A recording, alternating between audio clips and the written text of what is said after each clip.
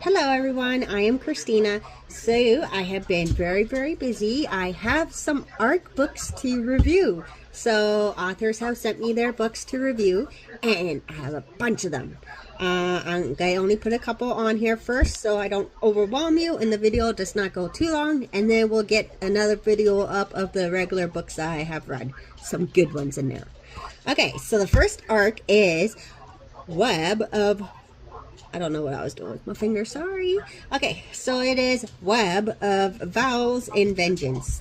The picture will be up here, and it is by Area Ashbrook. Sorry, looking at my notes, I wrote some notes so you know what it's about.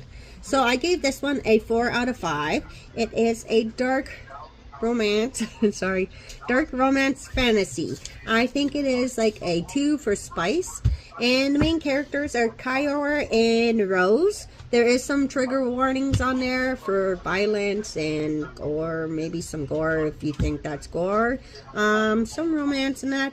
So this book is a Hierothene Path series. It is a gripping enemies to lovers romance. This is like a magical tournament, okay?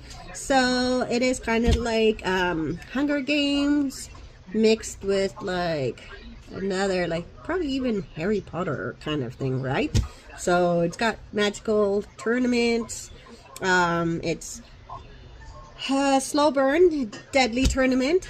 And Rose is stripped of her magic. She is seeking revenge, but she has to also go and try to get her sister. So she has to save her sister and enter a competition. This book did not disappoint. It has different trials, different actions, twists and turns, romance relationships. It is a perfect enemies to lovers book. It is not not a large cliffhanger at the end, but it does make for a second part of the book, okay? So it is very addictive, and I just love the way that it was written. It kept you interested. It was good. So my other book, sorry, Abyssal, let's put it up here. Okay, so that one is by Kim Pinzon. I give it a 4 out of 5. It was a underwater horror. The main character was Aisha, and there was some violence, gore, paranoia, and it had 463 pages, okay? So Aisha has a job and she works in the ocean on the bottom, collecting and identifying different species and creatures. They tried to make the area like in the, I guess the sub, they tried to make it so it's like real life, so you don't get depressed, because up here on the mainland it has sun and clouds, you go to sleep, it's dark. But down there they don't have the sun, it's dark, deep ocean setting, so they have like a fake sun so they don't go crazy. They try to make it so that it's okay, but they tell them like anything that goes wrong, kind of don't be saying anything, that kind of stuff going on. So they're there to do work and not question anything that goes wrong. They're not really supposed to say or do anything when they do kind of have these things going on.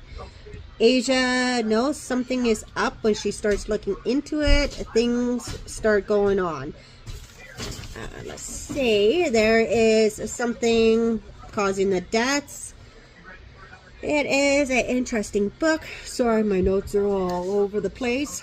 ADHD brain, hey? It is a good book. It's interesting. She wants to find out why people dying suddenly, like, is there creatures? So is the creatures coming after them? Or are they being hunted? It's just all right. And so the other one is Black Devil. It is a volume 1 Trapped, and it is by Alan Harrow. Yes, I probably said every name and title wrong, but it's okay.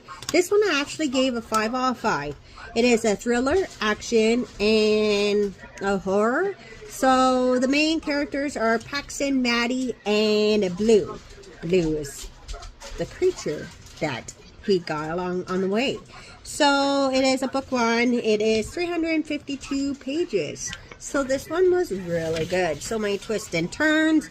You were thinking in your head, is he dead? Is he not? Is there anything in this town that survives? Like, they have a town. He has a family, obviously, in town, his mom and sister. Some things go wrong. He's driving one day in his car, and a little boy asks for some money. He looks like he's hungry. He needs some money. So he's like, hey, I have a couple of dollars. I'll give you some. I don't have very much as it is. So then he sees a little boy going, and like gang members or like a bad crowd of boys go running after him.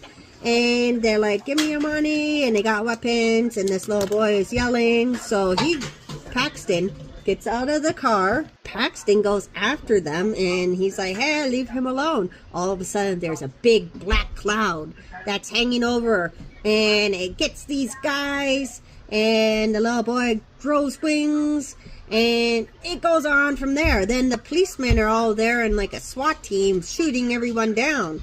Everyone's falling all over the place, and you're wondering what is happening. So Paxton goes running, and the police are like, don't move, I'm going to shoot you. It's a SWAT team, and then they just open up fire at him. Next thing he knows, he wakes up in the morgue, and he's like, what is happening? Why am I here?